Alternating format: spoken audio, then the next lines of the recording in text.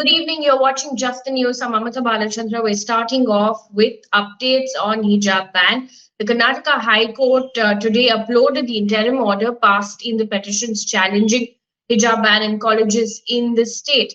The court has requested the state to reopen the educational institutions at the earliest and has restrained students from wearing any sort of religious clothes, regardless of their faith, while the matter is pending hearing. The interim order is only applicable for those institutions which have a uniform dress code. Now, in the order, the court said, and I quote, pending consideration of all these petitions, we restrain all the students, regardless of their religion or faith, from wearing saffron shawls, scarves, hijab, religious flags, or the like within the classroom. We make it clear that this order is confined to such of the institutions wherein the college development committees have prescribed the student dress code or uniform. The interest of students would be better served by their returning to the classes than by the continuation of agitations and consequent closure of institutions. The academic year is coming to an end shortly. Meanwhile, the Supreme Court declined to urgently list for hearing an appeal filed against the ad interim order of the Karnataka High Court over the hijab controversy and advised parties not to spread the controversy to larger levels.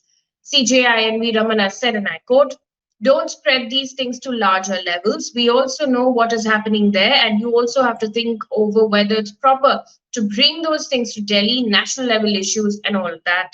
End quote. Also in the news, personal details including phone numbers of the 6 students from Karnataka's Ooty district who were protesting against the hijab ban have now been leaked online.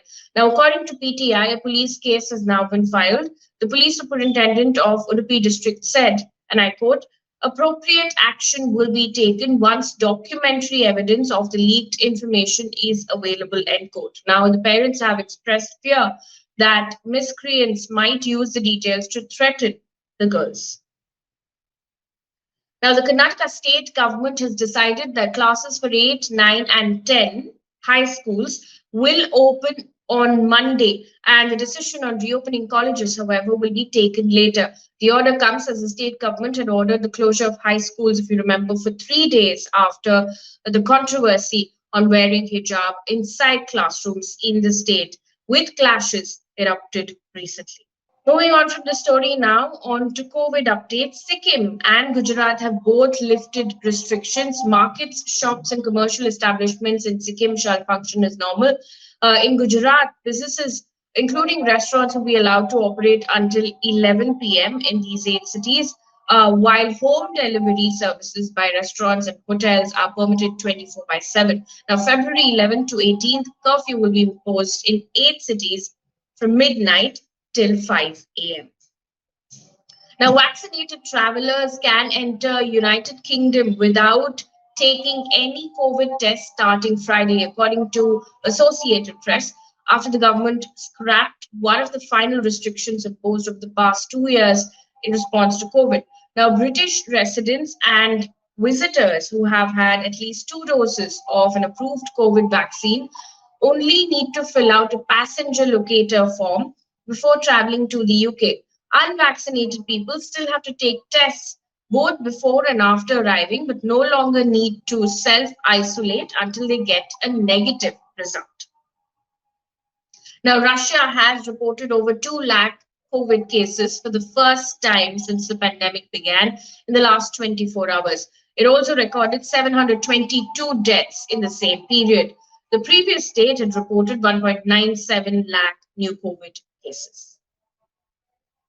On to business news right now. Speaking in Rajya Sabha, Finance Minister Nirmala Sitharaman clarified, and I quote, the government has a sovereign right to tax profit made from cryptocurrency transactions, and the decisions on banning or not banning will be taken based on feedback from consultations.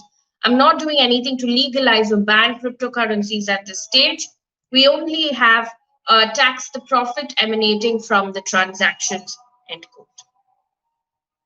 On to environment news now. Starting 2025, at least 1,000 endangered turtles, northern river terrapins, will be released annually into the wild in Sunderbans. Now, in January, 10 turtles fitted with GPS transmitters were released from a breeding center to allow experts to track them.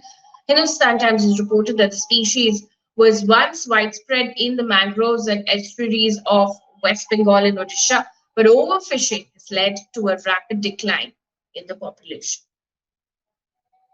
And news coming in from across the globe right now on to Ukraine crisis. First, US President Joe Biden has warned that, and I quote, things can go crazy quickly, end quote, in Ukraine, and again urged American citizens to leave immediately. In an interview with NBC, he said, and I quote, American citizens should leave now. We're dealing with one of the largest armies in the world. This is a very different situation and things could go crazy quickly, end quote. Remember, Russia has maintained that it does not plan on invading Ukraine. However, it has over 1 lakh troops in the Ukraine border, according to several reports. Meanwhile, NATO has raised the alarm over the Ukraine crisis, warning of a real risk for a new armed conflict in Europe. NATO said that the alliance would consider maintaining a longer-term presence in Eastern Europe in the coming months. Also in the news, the US government has urged Canada to use federal powers to ease the growing economic disruption caused by the blockade of the vital Ambassador Bridge by protesters opposed to COVID mandates. The protests are referred to as Freedom Convoy and has majorly spread in Canada's capital. A state of emergency has also been declared in the capital.